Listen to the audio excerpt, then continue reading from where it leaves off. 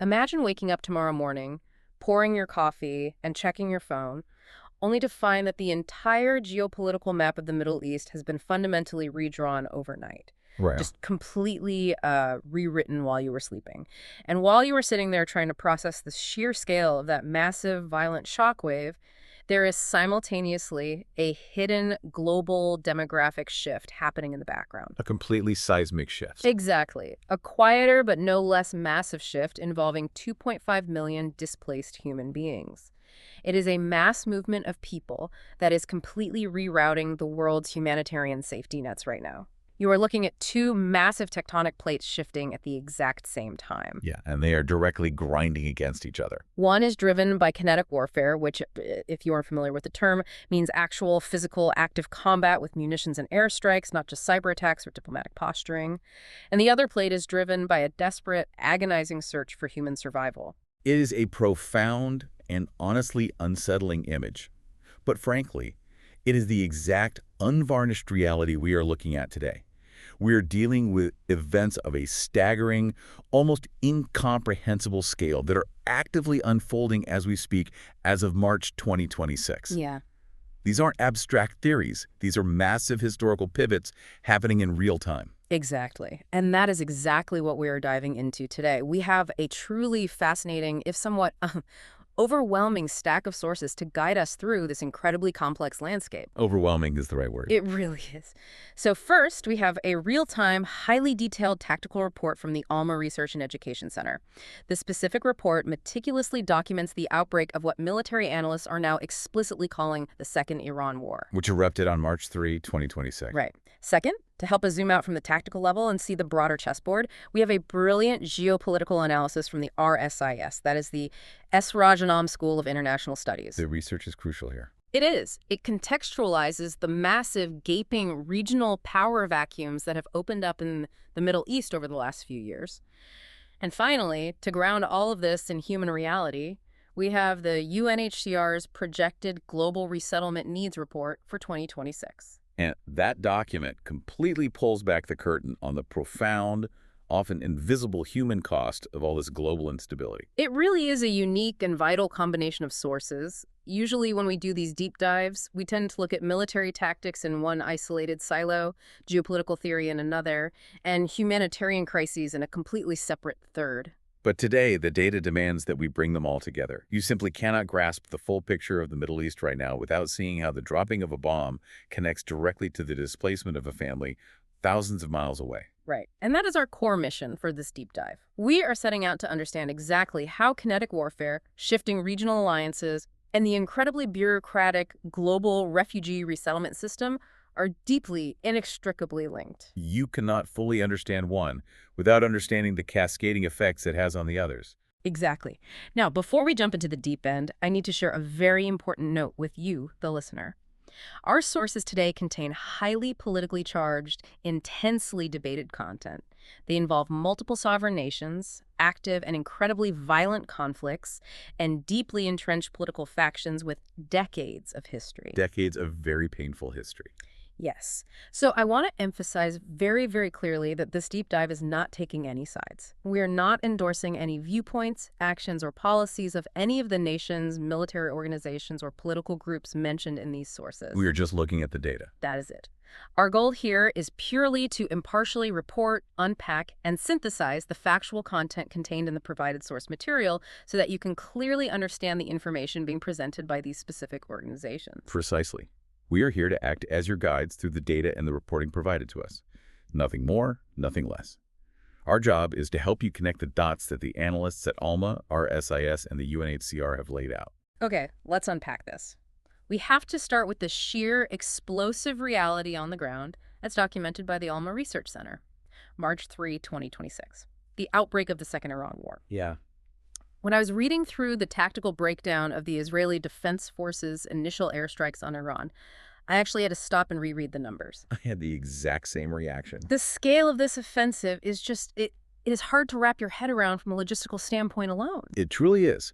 Yeah. To set the stage properly, we have to recognize that we are no longer talking about the isolated, covert operations, the cyber warfare, or the shadow war that characterized the region for the last decade. Right, the stuff that usually happens in the background. Exactly.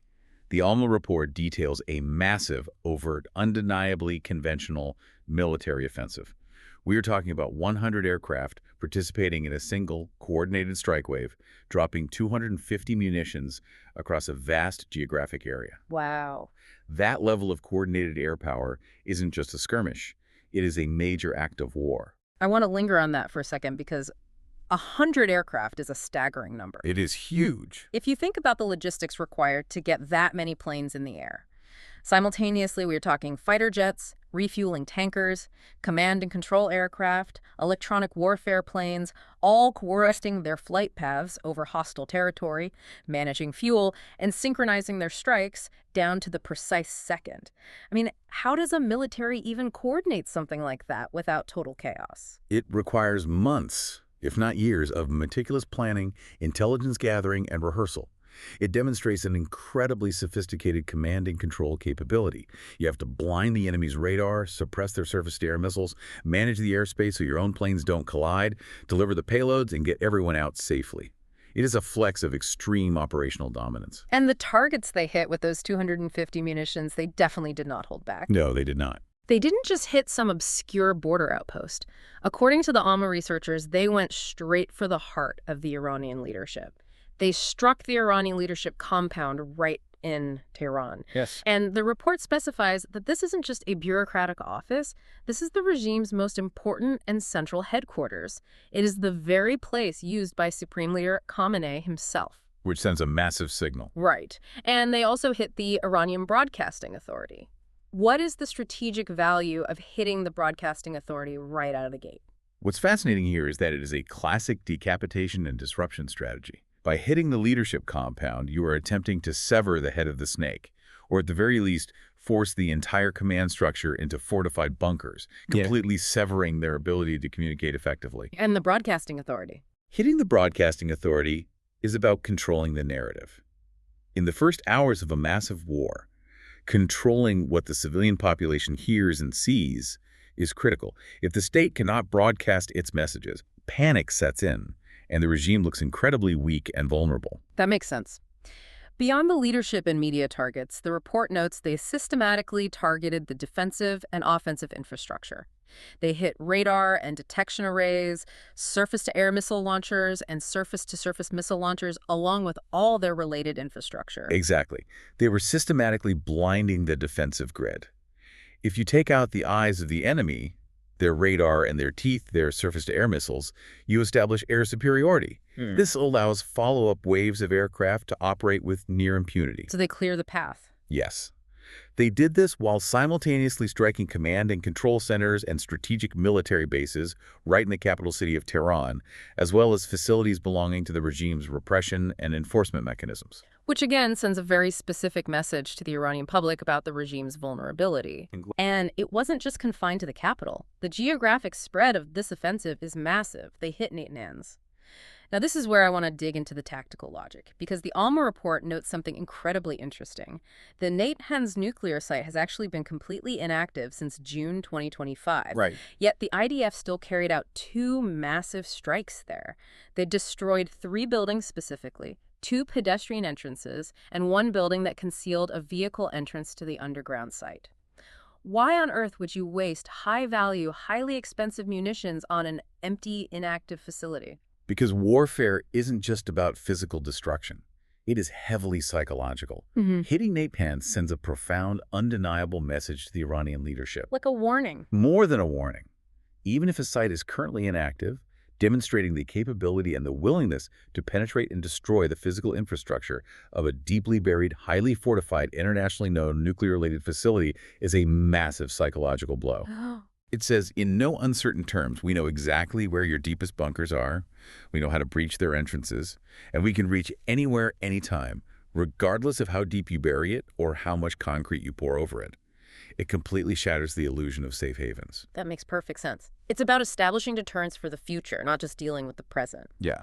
And the list of targets just keeps going. Strikes in the Isfahan area, in Parchin, Kerman, and a major strike against the Iranian Navy base in the port city of Bushehr. And it wasn't just the Israeli Air Force operating. Right. The report explicitly states that the U.S. military was directly involved and destroyed 11 Iranian vessels. But amidst all of this high-tech aerial bombardment, there is one specific tactical move documented in the report that stood out to me as incredibly calculated, almost like something out of a spy novel. You are referring to the targeted strikes on the border. Yes. According to the reports cited by Alma, Israel and the United States didn't just bomb internal military bases. They specifically struck Iranian border forces right along the rugged Iran-Iraq border. Yes, very specific targeting there. And the intelligence assessment is that the specific primary objective of this border strike was to intentionally create a gap in the defenses to enable Kurdish forces based in northern Iraq to physically cross the border, enter Iran, and operate from within against the regime. They basically blew open the back door to let an armed insurgency walk right in. It is a fascinating and highly aggressive tactical maneuver, and it shows a deep understanding of Iran's internal vulnerabilities. By neutralizing the border guards, they are not just inflicting damage from the air. They are actively facilitating and weaponizing ground-level internal pressure on the Iranian regime. Right. They are capitalizing on deeply entrenched regional tensions and empowering ethnic groups, like the Kurds, who have long-standing, often violent grievances with the central government in Tehran. It forces the Iranian military to fight an external air war and an internal ground insurgency simultaneously. And speaking of a deep understanding of internal vulnerabilities, there is a massive aha moment in this report regarding timing. On the afternoon of March 3, the Israeli Air Force launched a strike on a gathering of Iran's assembly of experts in the holy city of Qum. This detail is incredible. Now, for the listener who might not be intimately familiar with Iranian politics, why were they gathering? They were in the absolute middle of selecting a new supreme leader.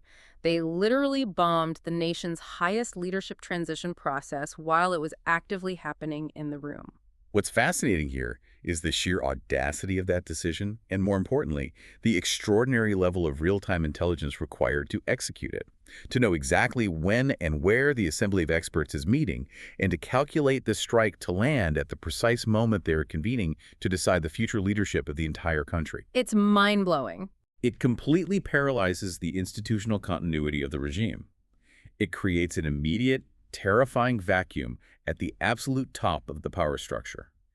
This proves definitively that this is no longer a shadow war of sabotage and assassinations. It's a full-scale regional conflagration involving direct kinetic strikes on the very mechanisms of state leadership and survival. But of course, as we know from history, Iran did not just sit there and absorb these blows. They launched a massive, coordinated, multi-front retaliation. And when I look at the Alma data detailing this retaliation, they didn't just target Israel. They literally lit up the entire geopolitical map. They really did. I'm looking at this list of Iranian retaliations, and it looks like they systematically tried to choke the entire region's infrastructure. What was their strategic goal here? Their strategic goal was to demonstrate that if Iran burns, the entire Middle East and the global interests tied to it will burn with them. They utilized a comprehensive retaliation combining ballistic missiles and unmanned aerial vehicles, or UAVs, targeting both military and critical civilian infrastructure across the region. So they cast a very wide net. Exactly. They didn't just hit Israeli territory. They struck deep into the sovereign territory of U.S. allies and specifically targeted locations where American forces are known to be stationed or operating. They were trying to raise the cost of the war so high for everyone involved that the international community would be forced to intervene and stop the offensive. Let's walk through this list, because grouping these targets really reveals the scale of their reach. First, let's look at the U.S. military footprint. In Iraq, they hit the Harir base in the Kurdish region near Erbil with a UAV, and they struck the al-Bakr military airfield in Salah al-Din province. Right. They also fired a barrage of missiles and UAVs toward American targets in Erbil. Then they pivoted to diplomatic targets. In Saudi Arabia, they attacked the U.S. embassy in Riyadh with a UAV. And the report makes a point to note this is actually the second American embassy attacked by Iran in this conflict. The first was in Kuwait. Striking an embassy is a massive, massive escalation, isn't it? It is an unparalleled escalation in modern diplomatic relations. An embassy is considered the sovereign soil of the nation it represents. Targeting embassies directly violates the absolute core norms of international law and diplomacy. It's a direct attack on the country itself. Exactly. It is a direct, undeniable attack on the United States itself. designed in a way that practically demands a severe military response. It shows a complete disregard for the rules of the game that usually govern even hostile state relations. And they didn't stop at military bases and embassies. They went after the economic lifeline of the Gulf.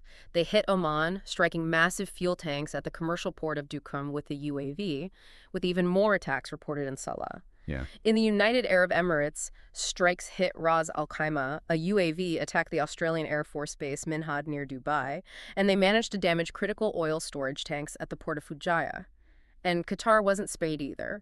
The massive Al Udeid Air Base was attacked again, and they even attempted to strike Hamad International Airport, a major global transit hub. You can see the pattern perfectly.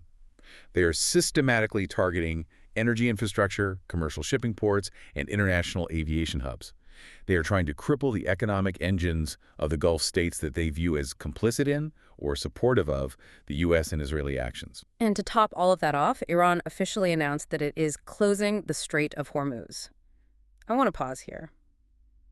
If you are listening to this on your commute or while walking the dog, you need to understand how this specific action impacts you directly. What does closing the Strait of Hormuz actually do to the world? Closing the Strait of Hormuz is the ultimate geopolitical leverage play. It is a narrow, incredibly strategic waterway between the Persian Gulf and the Gulf of Oman. Roughly 20% of the world's total global oil consumption passes through that single, narrow strait every single day. 20%. Yes. It is the absolute jugular vein of global energy supplies. If Iran physically chokes that off with mines, fast attack craft, and anti-ship missiles, the entire world feels the pain immediately. Global oil prices skyrocket instantly. Maritime insurance rates for shipping become prohibitively expensive. Global supply chains grind to a halt, and you feel the economic shockwave at your local gas pump within days. It affects everyone. Exactly. It forces the entire international community, even countries that want nothing to do with the Middle East, to pay urgent attention because it directly threatens the stability of the global economy. And they aren't just relying on their formal state military to do all this. The Alma report notes their proxy organizations across the region are in full swing. The Islamic resistance in Iraq claimed responsibility for 28 separate attacks involving missiles and UAVs against targets in Iraq and the wider region just the day before. Yes, the proxy network allows Iran to multiply its force and maintain a degree of deniability. Though in a full-scale war like this, that deniability is mostly a fiction. Which brings us back to the primary arena. The direct conflict with Israel. The numbers here are just relentless. As of 16.0 on March 3, there were 7 Iranian attack waves just since the previous day, including heavy ballistic missiles. Since the war officially began on February 28, there have been 119 distinct attack waves carried out from Iran against Israel. The peak was on March 1st, the second day of the war, with an astounding 62 attack waves in a single 24-hour period. I can't imagine the psychological toll that takes on a civilian population. The psychological toll is immense, and the physical human cost is mounting rapidly. The report states that 12 civilians in Israel have been killed, and more than 1,000 have been injured to varying degrees.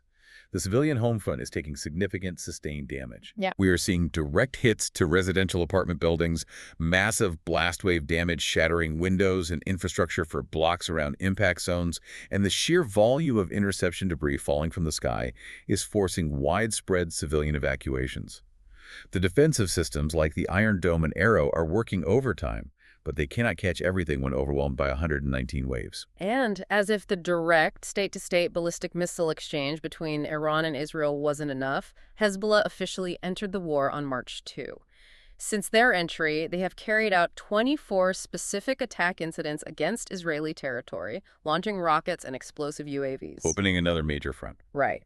They are targeting civilian communities all along the northern border, the Mediterranean coast, the Upper Galilee, the Golan Heights, and they are even reaching down into the Haifa Bay area. The Alma report specifically documents a tragic direct rocket hit on a residential home in the community of Kafr Yuval, alongside heavy fire toward towns like Hagashrim, Mahayan Baruch, and Gajar. The introduction of Hezbollah turns this into a devastating multi-front war for Israel, violently stretching their defensive and offensive capabilities. Hezbollah is not a ragtag militia. They possess a massive, highly sophisticated arsenal of precision-guided munitions, and their entry significantly, almost exponentially, raises the stakes and the potential for total devastation for the entire region. Now, with Hezbollah launching hundreds of rockets from Lebanese territory, you would naturally assume that the Lebanese government and the broader population are rallying behind them, or at least bracing for the impact together. But according to the data, the internal reaction in Lebanon is actually the exact opposite. Why is that? The situation in Lebanon is incredibly volatile, and what we are seeing is a profound, historic internal fracture. The Lebanese government and various political factions are pushing back against Hezbollah in ways we haven't seen in decades. The tension is reaching a boiling point. Let's dig into that friction.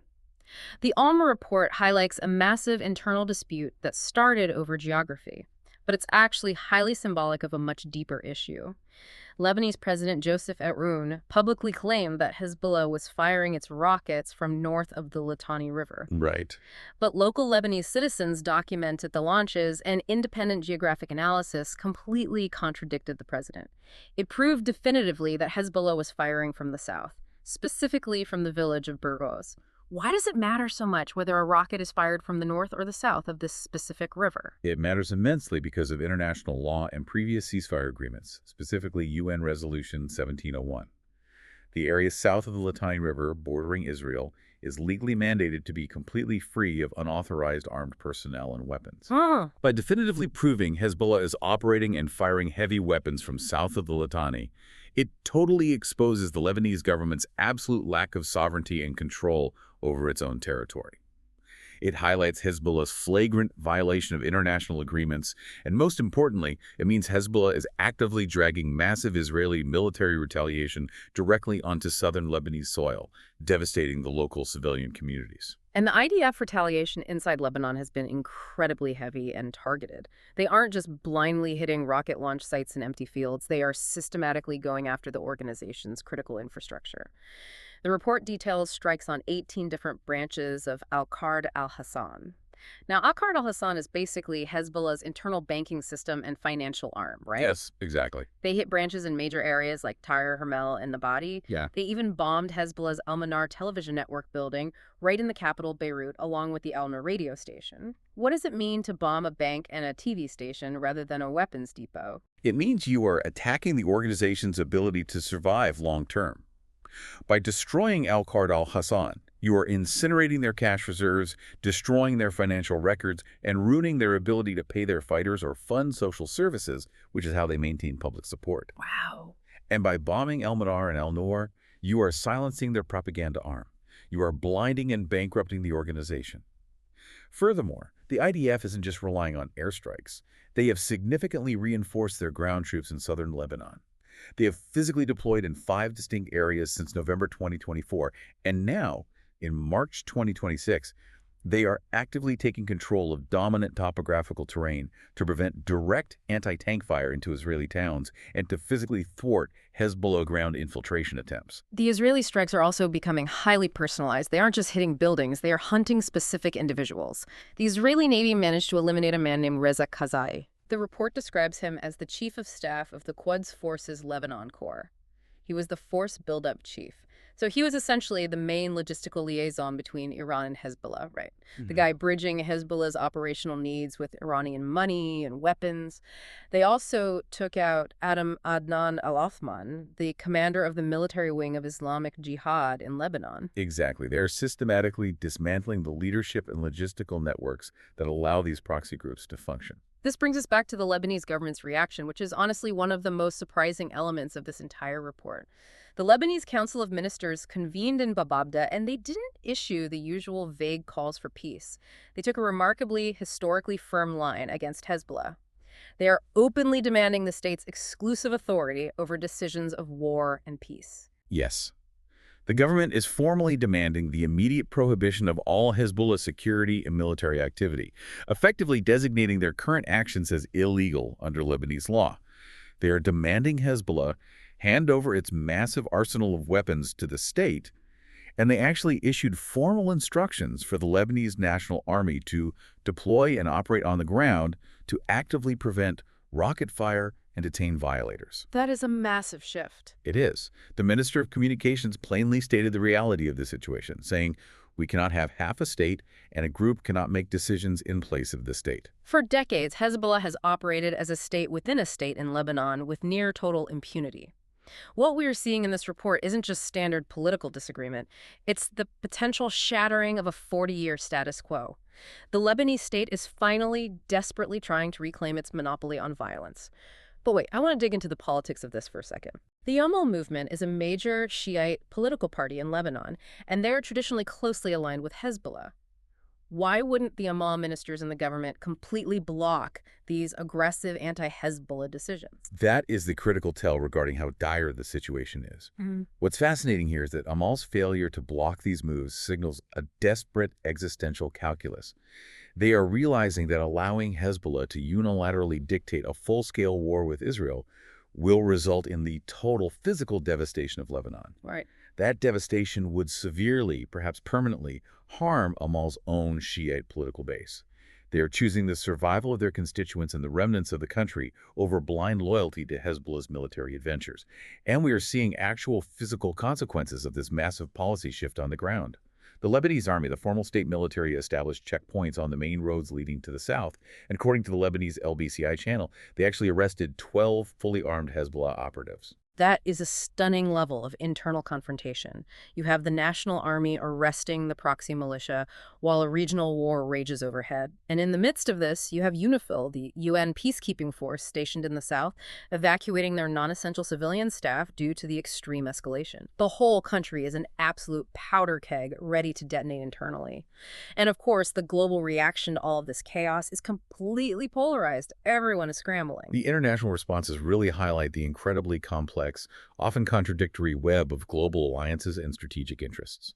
You have a NATO member like Spain taking a very hard line against the offensive, explicitly forbidding the United States from using Spanish military bases for any logistical support or strikes on Iran, stating unequivocally that the offensive violates international law. Then you have Russia strongly condemning the U.S. and Israeli strikes. They released a statement calling it a pre-planned and unprovoked act of armed aggression.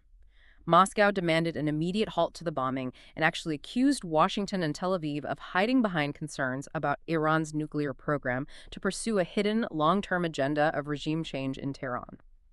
Meanwhile, Turkey's President Erdogan is sending formal condolences to Iran and pushing aggressively for an immediate ceasefire. On the other side of the strategic divide, following the Iranian attacks on the Gulf states, the UK is deploying the destroyer HMS Duncan to the region, and France has deployed combat aircraft to the UAE to bolster their defensive grids. Saudi Arabia strongly condemned the Iranian attack on the U.S. Embassy in Riyadh, releasing a statement that they reserve the right to respond to the aggression. And there are even unverified but widely circulated intelligence reports suggesting that Qatar may have secretly carried out retaliatory strikes inside Iran. So what does this all mean? We have a massive kinetic war stretching from Tehran to Tel Aviv, profound internal fractures threatening to tear Lebanon apart, and global superpowers scrambling to position their militaries and diplomatic narratives. How did we get to a point where the entire Middle East is this deeply destabilized? To truly understand the why behind the chaos of March 2026, we have to transition to our second source, the RSIS report, which provides the crucial geopolitical history. To understand the explosions of March 2026, we have to rewind the clock slightly to a monumental event in December 2024. The RSIS report highlights a pivotal, world-changing moment that completely upended the region's balance of power: the total collapse of the Assad regime in Syria. Right. For years, Iran exerted massive regional influence and projected power through what they called their axis of resistance. This network included Hezbollah in Lebanon, Hamas in Gaza, various powerful militias in Iraq, and crucially, the Assad regime in Syria, which acted as the geographical bridge connecting Tehran to the Mediterranean.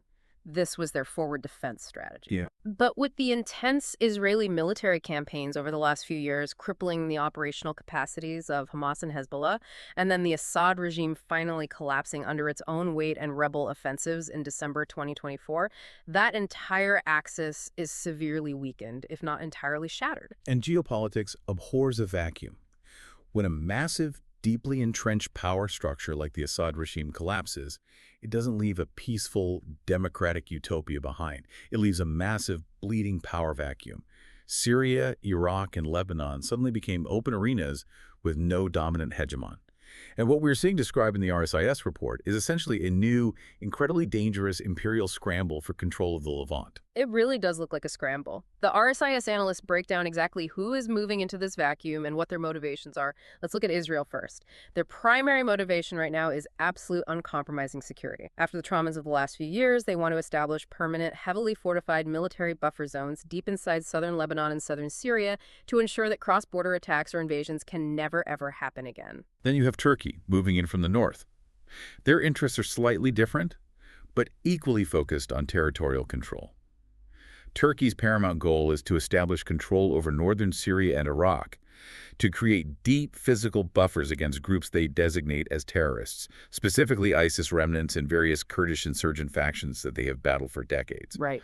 They are taking this imperative so seriously that the report notes in May 2025, the Turkish military actually established permanent air, naval, and ground force bases inside sovereign Syrian territory. Wait, I want to challenge that motivation for a second. Is Turkey's move genuinely just about counterterrorism and border security, or is the RSIS report suggesting that they're using the chaos of the power vacuum as a convenient excuse to permanently occupy northern Syria and expand their borders?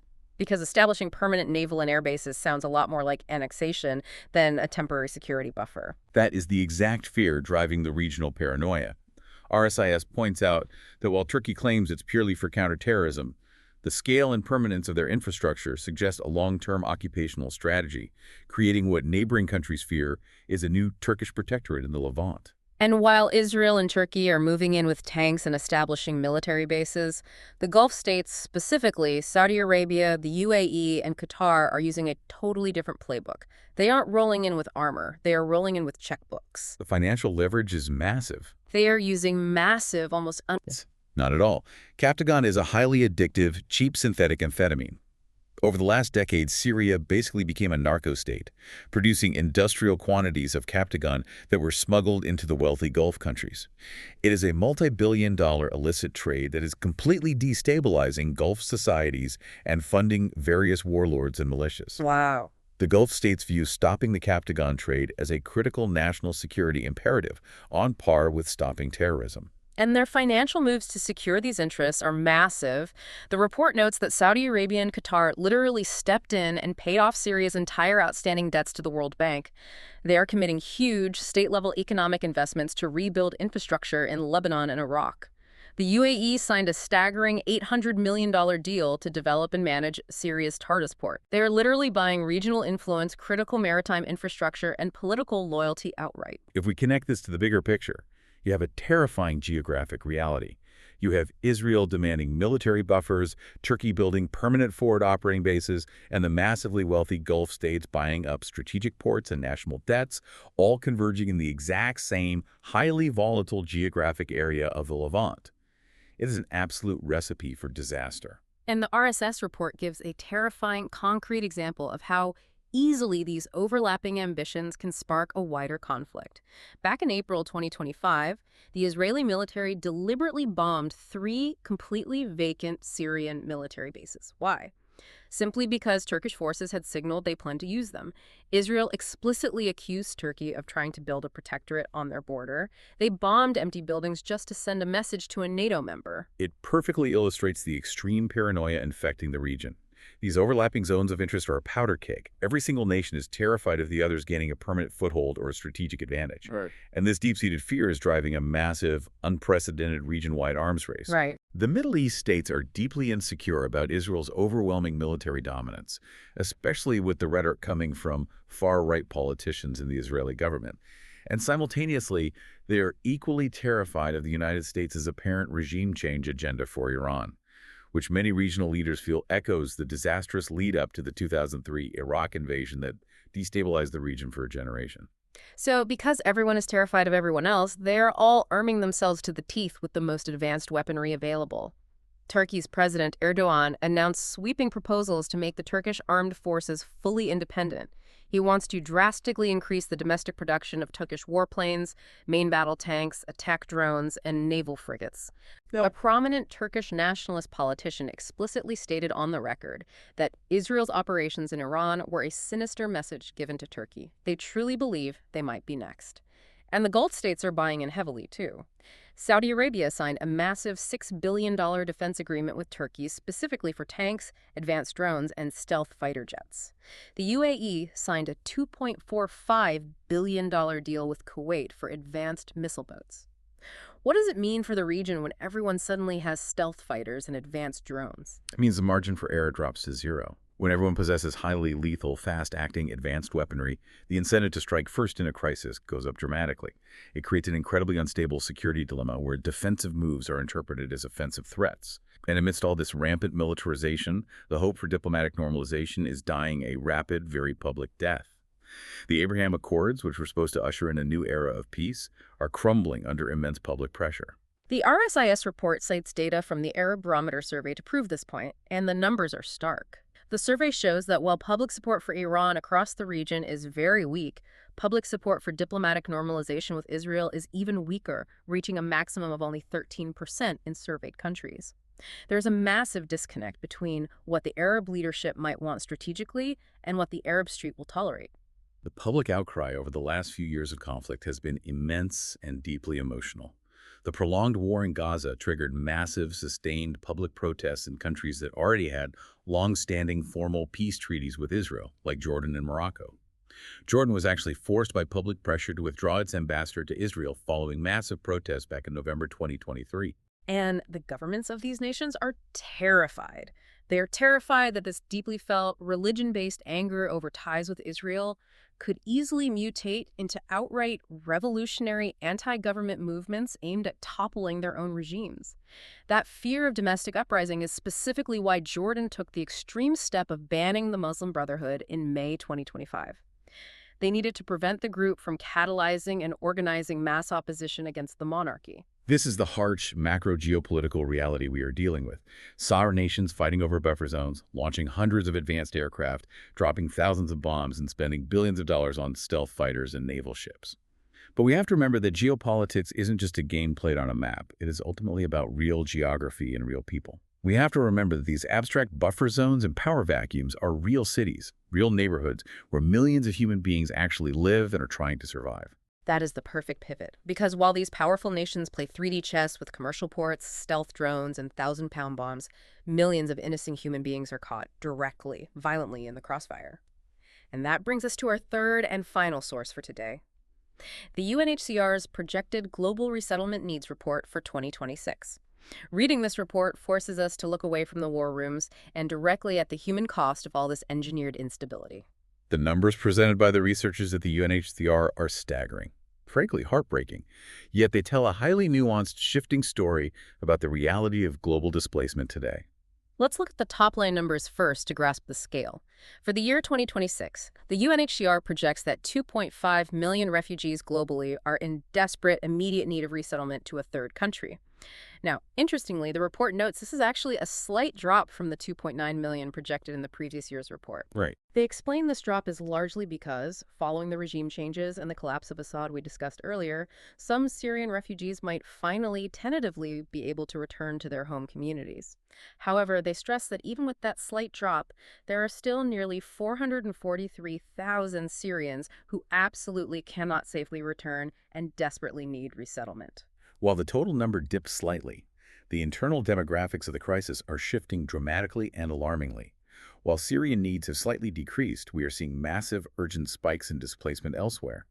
Due to the Taliban's draconian rule and systemic human rights abuses, Afghans have now tragically become the absolute largest single refugee population needing resettlement globally, with over 573,000 individuals identified as being in critical need. The data from UNHCR reveals huge spikes in needs across multiple continents. We are seeing surges for South Sudanese, Rohingya, and Congolese refugees, and the needs for Sudanese refugees have absolutely skyrocketed by 30% in a single year, driven by the horrific, ongoing, violent displacement and civil war spilling into neighboring countries. It's just wave after wave. But as I was reading through the regional breakdowns in this report, I hit a massive, almost unbelievable aha moment, an incredibly tragic irony. Do you know which specific country is officially listed as the #1 country of asylum with the highest resettlement needs in 2026? It is Iran. Yes, the Islamic Republic of Iran. The UNHCR report projects that 348,900 people currently seeking asylum inside the borders of Iran are in desperate need of resettlement to a safe third country. And the vast majority of those, nearly 350,000 people, are Afghans who risked everything to flee the Taliban, seeking a safe haven next door. It is a profound, almost paralyzing paradox. The country that is currently the epicenter of a massive, multi-front, incredibly violent regional war, a country actively being bombarded by Israeli and American airstrikes, a country whose infrastructure is being dismantled, is simultaneously the primary host for the world's most vulnerable, traumatized refugees. It's hard to even process that. We will come back to the terrifying implications of that paradox at the end. But first, we need to understand how the global humanitarian system is trying, and in many ways failing, to handle the logistics of moving these 2.5 million desperate people. The system is clearly under unimaginable system-breaking strain. The international community, through the UN, created a grand plan called the Third Country Solutions Roadmap 2030. The agreed-upon goal for the year 2026 is to resettle 120,000 refugees globally. But contrast that noble goal with the harsh reality the UNHCR is actually facing on the ground. The actual resettlement quotas offered by sovereign countries for 2025 are the absolute lowest they have been since 2003. It is a fundamental crisis of political will and resources. The UNHCR report repeatedly calls out a state of chronic, devastating underfunding. Critical, life-saving humanitarian programs are being suspended simply because the money has run out. Yeah. We aren't just talking about cutting administrative costs. We are talking about basic human protections being slashed. Programs designed specifically to save adolescent girls from forced child marriage, or programs providing safe houses for victims of gender-based violence in massive refugee camps are being defunded. When the funding drops, it is always the absolute most vulnerable who suffer the immediate consequences. And it is not just a lack of available spots or money. It's the incredibly cynical way countries are choosing who gets those rare spots. The report notes with intense frustration that states are increasingly applying highly restrictive, almost corporate criteria for who they will accept. They are essentially cherry-picking refugees based on perceived integration potential. Right. What does that mean in practice? It means countries are looking for refugees with specific language skills, higher education levels, or even specific gender profiles that they deem easy to assimilate, while aggressively excluding large families, the elderly, or single men who don't fit their ideal demographic profile. And the UNHCR is pushing back against this trend as hard as they can. They are arguing fundamentally that resettlement must remain a protection tool first and foremost, aimed at saving the most vulnerable lives, not an immigration filter designed to import skilled, cheap labor for the host country. Exactly. They're strongly advocating for the principle of family unity, pointing out the obvious fact that keeping families together during the trauma of resettlement greatly improves their psychological stability and long-term integration. They are also telling these restrictive states, instead of demanding that traumatized refugees already magically speak your language upon arrival, you should fund language and vocational training programs within the countries of asylum, so the refugees are prepared when they finally arrive. Here's where it gets really interesting, though, because despite these increasingly restrictive national quotas, the massive funding cuts, and the bureaucratic nightmares, the UNHCR is fighting back with innovative new strategies to save lives. They have developed specific, highly targeted mechanics to completely bypass the standard bureaucracy when it is a matter of imminent life and death. You were talking about the mechanism of unallocated quotas. This is a fascinating, crucial, and often misunderstood mechanism within the global resettlement framework. Exactly. I want to spend some time on this because it's vital.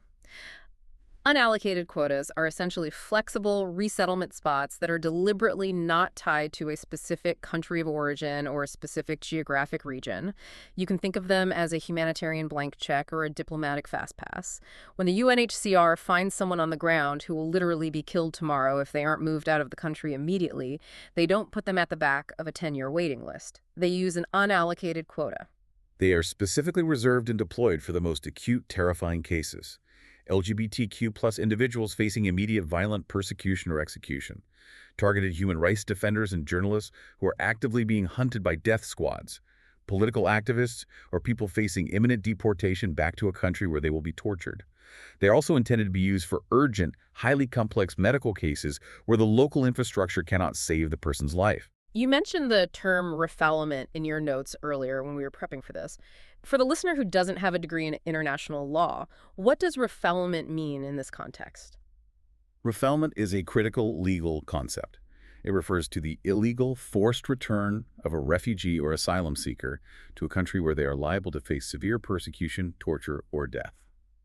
The principle of non-refoulement is the absolute cornerstone of international refugee law. Unallocated quotas are often the only tool the UNHCR has to physically prevent refoulement from happening when a host country decides to arbitrarily deport someone. Let's look at the medical side of these quotas, though, because the report reveals a really grim reality there. The report shares a shocking statistic. In 2024, a mere 7% of these life-saving unallocated quotas actually went to urgent medical needs. Why is that number so abysmally low? Because again, states are applying incredibly restrictive, cost-averse criteria on what medical conditions they are actually willing to treat. If a refugee has a complex, highly expensive, life-threatening condition like advanced cancer or kidney failure that the asylum country cannot possibly treat, and the wealthy resettlement countries refuse to take them because of the potential medical bills, that refugee is simply left behind to die. It is a stark, brutal reminder of the limitations of the current system, where financial concerns often outweigh the imperative to save the human life. However, we have to acknowledge that when these unallocated quotas are actually allowed to work as intended, they perform absolute miracles. The report shares some incredible, highly specific examples of lives saved at the 11th hour. They really do. Let's slow down and look at a few of these stories because they humanize all this data. Huh. There's the story of a Yemeni refugee. This man had fled the brutal civil war in Yemen to an asylum country after being horrifically tortured for resisting forced military recruitment by a militia. He managed to escape, but in his new host country, he was arrested simply for working informally, working under the table just to buy food to survive. Just trying to live. Right. Because of this minor infraction, formal deportation procedures were initiated. He was literally days away from refoulement, being forcibly sent back to Yemen, where his former torturers would almost certainly kill him. The regular bureaucratic process would have taken years. But the UNHCR recognized the immediate threat, used an expedited, unallocated quota to swoop in, and successfully resettled him to a safe third country, saving his life at the last possible second. And there's the equally harrowing case of a young Afghan woman. She was a vocal social media activist, and because of that, she was specifically targeted by the Taliban. She managed to flee across the border to a neighboring country, hoping to find safety. But instead, she was subjected to severe sexual violence and extortion by individuals in that host country. That is horrific. Horrifically, her perpetrators were arrested but then released on bail, meaning they were living freely in the exact same small community where she was trying to hide. She was in imminent daily danger of being murdered by her abusers. Again, the regular resettlement queue would have been a death sentence. The UNHCR utilized an unallocated quota to immediately extract her from that community and fly her to safety across the globe. These stories prove definitively that the mechanics of the system can work brilliantly. And while the overall global numbers look bleak, the UNHCR report actually takes time to highlight some incredible, large-scale regional triumphs. Let's look at the Americas, for example. In 2024, the Americas region shattered all previous historical records for resettlement submissions, hitting an astounding 76,547 applications, and the actual physical departures hit a record 27,890. How did they achieve such a massive increase in efficiency? That success definitely didn't happen by accident. It was the direct result of a massive, coordinated initiative called the Safe Mobility Offices, which were launched in strategic transit countries like Guatemala, Costa Rica, Colombia, and Ecuador. Instead of relying on slow, paper-based bureaucracy, they implemented innovative digital portals and automated protection screening algorithms to identify the most vulnerable people incredibly quickly and route them toward legal pathways before they attempted dangerous border crossings. The human impact of this technological upgrade is beautiful. The report shares the story of Stephanie, a woman from Honduras. Let's look at what she went through. She was forced to flee her home due to intense gang violence and relentless extortion after her brother was brutally murdered by the cartels. She managed to make it to Mexico seeking safety, but the nightmare continued. She and her two young daughters were kidnapped by an organized criminal group and held captive in horrific conditions for 3 long years. Unbelievable. She survived unimaginable violence and human trafficking. Eventually, she managed a desperate escape, found her way to the UNHCR, and through this accelerated safe mobility process, she and her daughters were rapidly resettled in Canada. Think about what that digital portal meant for her. Today, she is safe, she is learning French, and her daughters are finally back in school, sleeping in peace. It's the difference between a life of perpetual terror and a chance at an actual future. We also see this in the story of Alberto and Maria. They were Venezuelan and Colombian refugees who were struggling to survive in Ecuador. They weren't just facing violence, they were facing severe medical crises. Through the accelerated resettlement program, Alberto, a young man whose only dream was to be a writer, was safely resettled in New Zealand, where he can actually pursue his education. That's amazing. And Maria and her family, dealing with a husband who required critical, ongoing renal care that they couldn't access in Ecuador, were resettled in Australia, where he is now receiving life-saving medical treatment. The program completely fundamentally altered the trajectory of their entire family lineages. And it's not just the Americas innovating. Let's look at the Asia and Pacific region, which is currently hosting a staggering 17.3 million displaced people. They're implementing something called a route-based approach. What exactly does that entail? The route-based approach is a strategic shift. Instead of just waiting for refugees to arrive in camps, the goal is to intervene along the migration routes to stop refugees, particularly stateless populations like the Rohingya, from taking incredibly dangerous, often fatal sea journeys in unseaworthy boats where hundreds drown every year. And a key part of making that work is supporting the countries that actually do the right thing when a crisis happens at sea. The report specifically highlights Indonesia, noting that it is one of the only countries in the entire region that consistently and humanely allows safe disembarkation for starving Rohingya refugees rescued from sinking boats. Right. By specifically providing expedited resettlement spots for the refugees who land in Indonesia, the international community actively rewards and sustains that vital, life-saving policy, encouraging Indonesia to keep its ports open. It is a perfect example of using resettlement, not just as charity, but as a strategic tool to promote regional stability and human rights. And crucially, providing these legal resettlement pathways actively fights transnational organized crime. By giving refugees a safe, legal documented pathway to a new life, you completely drain the power and the massive profits away from brutal human smugglers and human trafficking rings who prey on their desperation.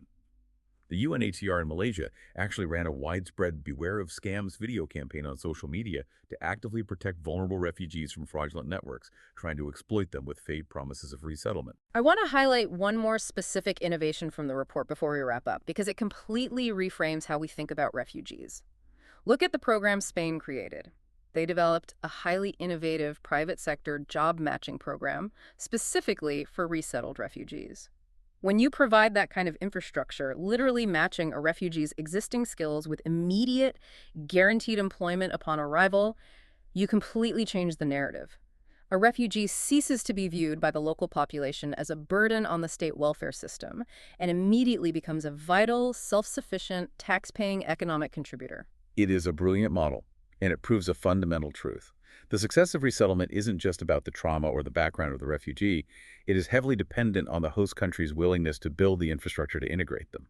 When you give people the tools to work and contribute, they almost always thrive, enriching the communities that welcome them. Okay, we have covered an immense, almost overwhelming amount of ground today. We started by unpacking the explosive, terrifying tactical realities of March 3, 2026. Looking at the logistics of a 100-aircraft Israeli strike on Tehran, the audacity of bombing a leadership transition, the massive multi-front Iranian retaliations threatening global oil supplies, and the deeply fractured historic political awakening in Lebanon as the National Army arrests Hezbollah operatives. We then zoomed out to understand the deep why behind all this chaos, how the collapse of the Assad regime created a massive power vacuum in the Levant, triggering a dangerous, paranoid imperial scramble and a multi-billion-dollar arms race between Israel, Turkey, and the Gulf states, all fueled by fear and the insidious Captagon trade. And finally, we grounded all of that high-level, sterile geopolitics in the undeniable human reality. We looked at the UNHCR's projection of 2.5 million people needing resettlement, the critical, fast-acting mechanics of unallocated quotas saving people from torture, and the record-breaking successes in the Americas showing that when the bureaucratic system is actually funded and allowed to work, it undeniably saves lives and rebuilds futures. It is a complex, deeply interconnected, and often tragic web, and as we conclude, it leaves us with a final, very profound contradiction to consider. We noted earlier in the deep dive that the UNHCR reported Iran currently holds the absolute highest number of refugees needing resettlement globally. Yeah. Nearly 350,000 human beings, mostly Afghans who fled the terror of the Taliban, seeking a quiet place to survive. But as we discussed in exhaustive detail at the top of the hour, that exact same country, Iran, is currently the epicenter of a massive, multi-front, incredibly destructive war with Israel and the United States. Its infrastructure is being bombed, its military is retaliating, and its economy is under siege. So the question we have to ask ourselves is this: what happens to the world's most vulnerable, already traumatized refugees when their fragile, safe haven country of asylum suddenly becomes the primary target of an international bombing campaign? When the very waiting room for safety catches fire, where on earth does the world look next? That is a chilling, profound question, and exactly the kind of complex, uncomfortable reality we try to bring to light here. Thank you so much for joining us on this incredibly intense, detailed journey through the sources today. It is a lot to process, but understanding these connections is vital. Stay curious, keep questioning the headlines you see, and we will see you next time as we continue to unpack the world.